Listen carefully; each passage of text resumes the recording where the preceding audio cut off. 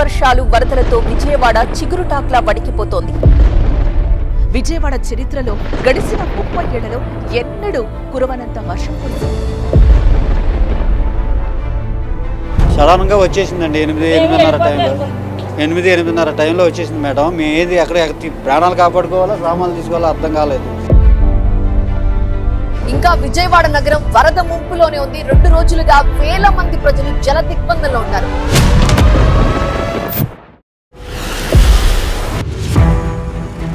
వరద ప్రభావిత ప్రాంతాల్లో ముఖ్యమంత్రి చంద్రబాబు నాయుడు 2 రోజులుగా పర్యటిస్తూనే ఉన్నారు.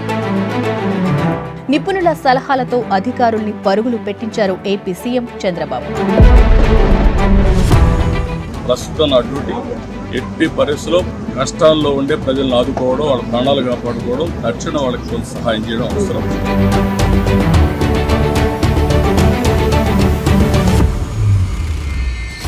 4 సంవత్సరాల వయసు అండి ఆయన చంద్రబాబు నాయుడు.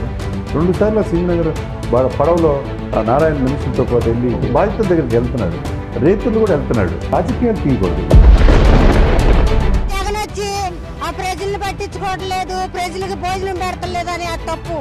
అందరికీ కూడా ప్రతిది కూడా అందే వాళ్ళకి అందుతుంది. ప్రభుత్వం మాత్రం బాగానే ఇస్తుందండి. కాకపోతే జగన్ మాత్రం తప్పు చేశాడండి.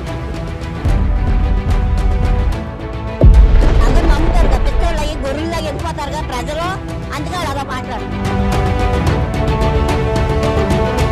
9-10 జిల్లాల నుంచి ఫుడ్ కూడా తయారు చేసి వీలైతే ఎయిర్ లిఫ్ట్ కానీ దగ్గరుంటే ట్రాన్స్పోర్టేషన్ తెప్పిస్తున్నాం. మార్నింగ్ బ్రేక్ఫాస్ట్ కానీ, మధ్యాహ్నం లంచ్ కానీ, రాత్రి డిన్నర్ కానీ 3 సార్లు సర్వీస్ చాలా క్లియర్ గా పెట్టుకున్నాం. ఒకే ఆదేశం ఇచ్చాను, లాస్ట్ మైల్లో ఉండే లాస్ట్ పర్సన్ కి ఇది చేరాలి. మాకు ఏ లోటు లేదండి. చంద్రబాబు నాయుడు గారు వచ్చినప్పుడు మాకు ధనం రాజు, మాకు బంగారు తండ్రి. ఆయన ఉన్నన్నాళ్ళు మాకు బాధ లేదు.